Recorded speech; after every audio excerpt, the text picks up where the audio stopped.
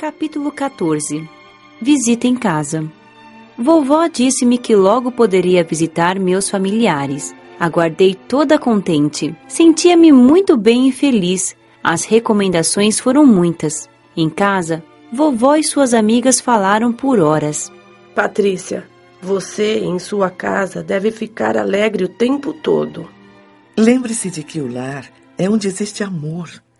O carinho de vocês não acabou. Continua o lar terreno sendo seu. Só que não é para ir morar. E uma porta. São controlados por aparelhos que os encarnados não têm ainda conhecimento. Esses aparelhos medem a vibração de quem passa por eles.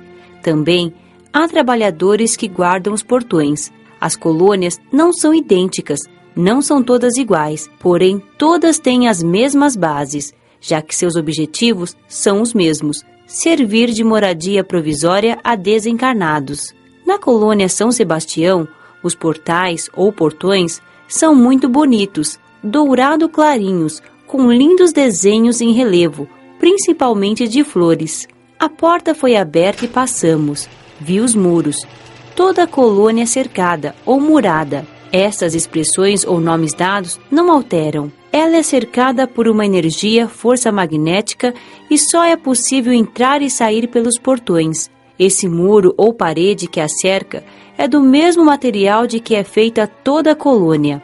Sendo assim, são poucos os desencarnados que conseguem atravessar essa muralha. Também há essa energia magnética que impede de entrar desencarnados que não podem ir à colônia, geralmente irmãos enraizados no mal e com intenções mesquinhas. É bonita a muralha. Cheguei perto, toquei-a, mas quando olhei para cima não vi seu final. Ela é constituída até certa altura, depois só fica a energia magnética, que envolve toda a colônia.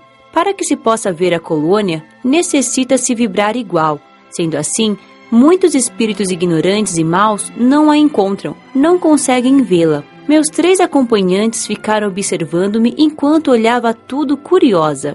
Arthur, indaguei, sempre tive a curiosidade de saber o que aconteceria se um avião passasse por aqui. A colônia fica longe do espaço onde passam aviões. Está bem mais alta, mas alguns postos de socorro estão localizados no espaço onde eles podem passar. Mas se o fizerem, não acontecerá nada. Colônias e postos não são matéria as naves espaciais não nos causam danos. Mas as colônias não são imóveis e podem, pela força mental dos que as sustentam, mudar de lugar se houver necessidade. Vamos! Falou Frederico sorrindo. Demos as mãos. Sabia volitar, mas seria a primeira vez que volitaria rápido e em grande distância. Assim fizeram para me ajudar, pois quando os grupos saem, não fazem isso, só o fazem se houver algum inexperiente como eu. Viemos tão rápido, em questão de minutos, que não deu para ver nada e descemos no quintal de minha casa. Entremos! Convidou Arthur.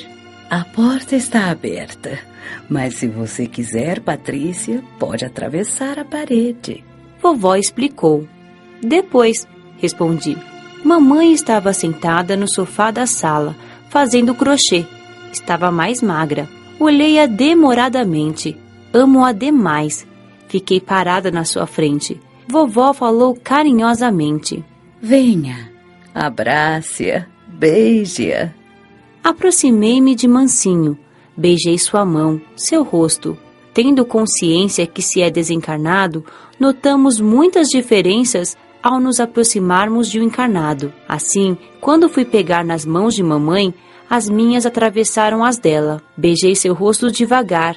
Emocionei-me. Sempre dei valor a tudo que tínhamos, mas sem exagero. Sempre fui grata a tudo que tive e cuidei, dando valor a cada objeto. Ao ver a casa, meu lar, como sempre, dei graças ao Pai. Sempre considerei ter mais do que merecia. Senti vontade de chorar ali na frente de minha mãe, mas me esforcei, levantei-me, refugiei-me nos braços de vovó.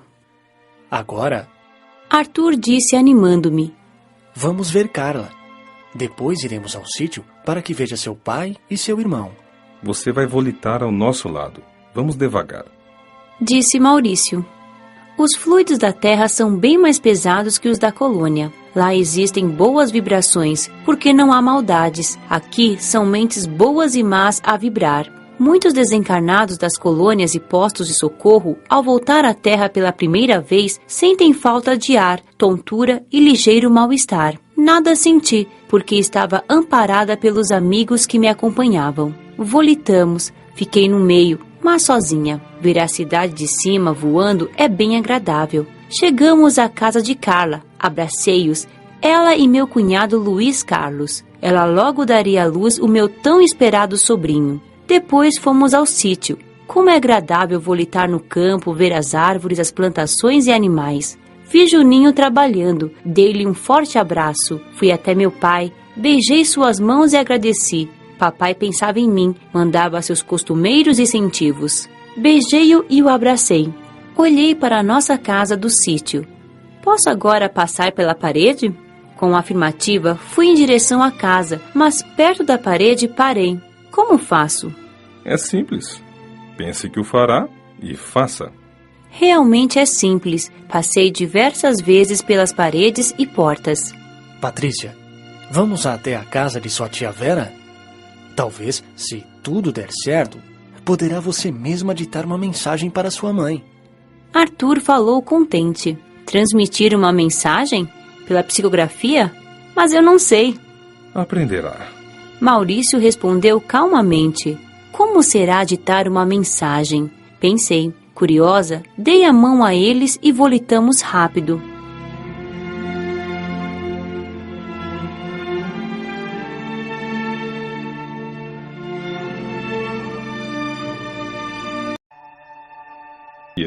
Não é um fato tão normal assim. São muitos os médiums que poderiam trabalhar, mas só a pequena parte o faz. Isso diminui os canais de intercâmbio. Depois, são poucos os encarnados que desejam receber notícias. A maioria não crê nessa possibilidade. Mensagens, como todas as graças, não devem ser ofertadas, mas pedidas. Agora, passaremos novamente em sua casa, para que veja... E sentia. Assim, eles acompanhavam meu progresso e a saudade suavizava. Quando não podia ir ditar, era uma exceção ter esse alguém. Para todos aqueles que encaram a realidade com naturalidade, a desencarnação não os separa dos entes amados e a sua ausência fica menos sentida.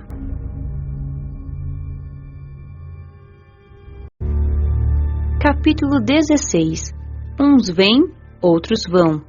Dedicava-me cada vez mais ao trabalho na escola.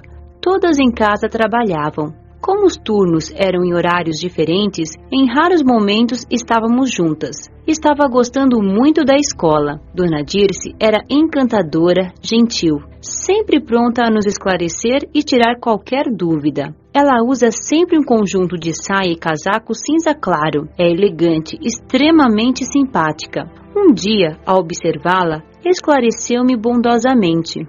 Quando encarnada, gostava muito de um traje parecido com este. Aqui esqueço-me de roupa e moda. Sinto-me bem assim. A senhora está muito bem, é elegante. É que quando encarnada nunca pensei como os desencarnados se vestiam e assim ainda reparo nesses detalhes. Desculpe-me se a observava. Não há por que a desculpar, logo isto não a preocupará mais. Muitos encarnados pensam que desencarnados só usam roupas brancas no plano espiritual e nas colônias. Talvez haja essa ideia porque aqui nos vestimos com simplicidade, como se quer. Os que trabalham nos hospitais e nas equipes médicas normalmente usam roupas claras ou brancas. Os jovens preferem roupas coloridas e agora até jeans. Só somos educados para vestir-nos decentemente e não abusar das tonalidades fortes. Cores neutras, claras, descansam a vista. No começo, trocava sempre de roupa. Achava estranho vestir uma só, mas fui fazendo cada vez menos. Preferia calças compridas e camisetas, mas a maioria, principalmente os mais velhos moradores da colônia, como Dona Dirce, não troca de roupa. E ninguém presta atenção nesse particular. Ninguém a chamava de mulher de cinza, fato que ocorria entre os encarnados. Meus alunos eram uns amores, todos educados, queriam aprender. Eles também quase não trocavam de roupa. A maioria trabalhava no período da manhã e estudava à tarde. Eram separados em classes. conforme suas necessidades, considerando a facilidade ou a dificuldade para aprender. Lecionava para os que tinham mais dificuldades. Eles tinham conhecimento desse detalhe, não se sentiam humilhados, mas sim incentivados a aprender. Normalmente tinha de explicar as lições várias vezes e o fazia com gosto. Como dormia menos, tinha mais tempo livre e quis trabalhar também no período da manhã. Frederico convidou-me para ajudá-lo e comecei com muito gosto. Ele atendia no hospital, os doentes em estado de recuperação, os melhores. Numa salinha, conversava com os que o procuravam, ajudando-os a resolver os problemas. Ficava como atendente, uma espécie de secretária, fazendo fichas de atendimento e encaminhando os pacientes. Marcela, uma enfermeira que trazia os pacientes, explicou-me.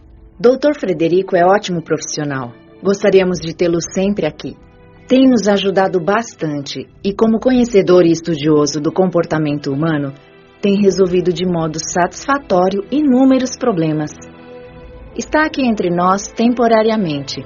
Veio para auxiliar um ente querido na sua adaptação e depois deve voltar a lecionar nas colônias universitárias. Tive a certeza de que era eu o ente querido que Frederico auxiliava. Sentia que o conhecia, que estávamos ligados por afeto sincero e puro, só não conseguia lembrar. Também não me preocupei com isso. Quando chegasse a hora, lembraria. Tudo tem seu tempo. Recordaria no momento certo. Um de meus alunos, Jaime, convidou-me para ir a uma festinha em sua casa. Era a despedida de um de seus filhos, que logo reencarnaria. Venha, Patrícia, disse ele. Vamos incentivá-lo e lhe desejar que a reencarnação seja proveitosa. Vovó acompanhou-me. A casa de Jaime é agradável, como todos os lares da colônia. Ele mora com muitos parentes. Leonel, seu filho, deveria retornar logo à matéria, e como todos por aqui, sentia medo e insegurança, pois sabia que o mundo material é muito ilusório. Os amigos o animavam. Jaime leu o texto do Evangelho de João, capítulo 3, versículo 1 a 12, em que Jesus explica a Nicodemos a necessidade de renascer. Depois, oramos em conjunto. Leonel agradeceu comovido. Foi uma reunião agradável, em que o neto de Jaime tocou violão e cantou lindas canções. É estranho fazer festa para um espírito que vai reencarnar, comentei com vovó. Nem tanto assim. Os amigos se despedem, animando Leonel. Isto é a vida. Infelizmente, não são todos que vão reencarnar que recebem esse carinho. Despedimo-nos de Leonel. Desejei de todo o coração êxito na encarnação, que lhe seria uma bênção para progredir. Luísa, uma das moradoras de nossa casa, estava aflita esperando a desencarnação de seu pai. Quando lhe avisaram que se aproximava a hora, ela pôde visitá-lo para ajudar. Desligou-o da matéria e o levou para um posto de socorro. Ela sabia que ele não tinha conhecimentos nem merecimentos para estar bem e tranquilo. Triste, comentou. Sou grata a Deus por ter podido tirá-lo do corpo morto e levá-lo para um socorro. Agora dependerá dele ficar lá ou não. Estou orando muito por ele. Uns vão, outros vêm. Ontem fomos à festa de despedida de Leonel, que vai reencarnar. Hoje é seu pai que desencarna, exclamei pensativa. Meu sobrinho estava para nascer. A expectativa era grande. E no tempo previsto, aquele espírito querido de todos nós nasceu na matéria. Pertence ao nosso grupo familiar e antes de reencarnar, ele já sabia que a família passaria por este período difícil. Encantou a todos, principalmente minha mãe. Rafael chorava, só quietava nos braços da avó, chamando assim minha mãe para a realidade da vida. Uns vão, outros vêm. Arthur presenteou-me com um pôster do Rafael, que coloquei na parede do meu quarto. Plasmar foto é fácil para aqueles que sabem, mas também não é difícil aprender. Na escola, há cursos para aprender, pela força do pensamento, a plasmar no papel ou onde quer que seja, uma gravura, uma foto e etc. Em casa, todas as moradoras têm fotografias. Vovó tem as paredes de seu quarto cheias de fotos, dos filhos, netos e bisnetos. Arthur prometeu-me que todo mês traria uma foto do Rafael, para que pudesse acompanhar seu crescimento. 15 dias após o nascimento de Rafael, pude visitá-lo. Maurício e vovó acompanharam-me. Vi meu pai, meu irmão e fiquei contente por ter encontrado uma mãe melhor. Volitei tranquilamente entre os encarnados. Atravessei portas e paredes. Emocionei-me ao ver meu sobrinho. Tão lindo! Estava acordado e quietinho em seu berço. Aproximei-me e o abracei. Ele sentiu meus fluidos e sorriu. Fiquei tão feliz. Desejei muito ser tia. Vê-lo encheu-me de orgulho. Ser tia é maravilhoso.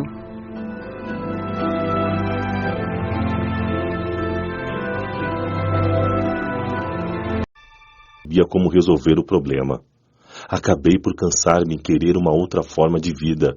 Comecei a orar e pedir a Jesus que me auxiliasse. Um dia, para minha alegria, um socorrista veio em meu auxílio e fui conduzido a um posto de socorro. Fiquei internado em tratamento, fui melhorando aos poucos. Alimentava-me 4 vezes ao dia, esforcei-me para largar o tabaco, pois nos postos de socorro e nas colônias não há cigarros, mas sim um tratamento para deixar o vício. De qualquer forma, a luta é de cada um. Graças a Deus, consegui. Logo não tinha mais vontade de fumar. Mas demorei a recuperar-me. Encarnado, tomava banho diariamente, era higiênico. No umbral, tudo é sujo, não há como se banhar. Sentia a falta disso, mas a fome, a sede e as dores eram minhas primordiais necessidades. Quando fui socorrido, estava feio e sujo, porém, no posto de socorro tomava banho todos os dias e usava o banheiro para as necessidades. Oscar fez uma pausa e Maurício aproveitou para nos dar alguns esclarecimentos. Nas cidades do umbral, seus habitantes, os bons, ao quererem identificar-se entre os encarnados, podem plasmar óculos ou até mesmo deficiências. O livre-arbítrio é respeitado. Conheço alguns espíritos bons, trabalhadores do bem, que não querem desfazer-se das deficiências, dos óculos ou da bengala. Estão bem assim. Usam-nos porque querem. Oscar é careca porque quer. Senão teria uma bela cabeleira. Rimos. Realmente identifico-me com minha careca e não a considero uma deficiência. Mas o que acho bom mesmo é não ter de ir ao dentista. É mesmo, exclamei. Não pensei nisso. Tenho visto aqui todos com dentes perfeitos. Maurício aproveitou para nos esclarecer. Patrícia, todos aqui na colônia podem ter dentes perfeitos. Ao se recuperar de doenças, refaz-se também a dentição, que não estraga mais. Nada de cáries. Infelizmente, os desencarnados que vagam, os que ainda não foram socorridos, continuam como estavam. Se não tinham dentes, continuam sem eles. Não tenho conhecimento de que estragaram mais os dentes. Creio que continuam como desencarnaram. Aqui na colônia não ficamos mais doentes? Quis saber, curiosa. Uma vez sadio, sempre sadio. Um desencarnado que está bem aqui na colônia, nos postos de socorro. Meu perispírito ansiava pela droga. Foi horrível. Em casa, o desespero de ver minha mãe chorar agoniava-me. Sentia-me culpado. E fui. Sabia onde se localizava o centro espírita que ela... Se o que dispomos para amenizar nossas dores pode abreviar a existência, não é culpa nem dos médicos nem dos doentes. Acredito que a ciência logo encontrará novas formas de alívio e curas. Mas, meu jovem Ramiro... Que outras pessoas façam o que posso fazer e também aprender a ser útil e a ser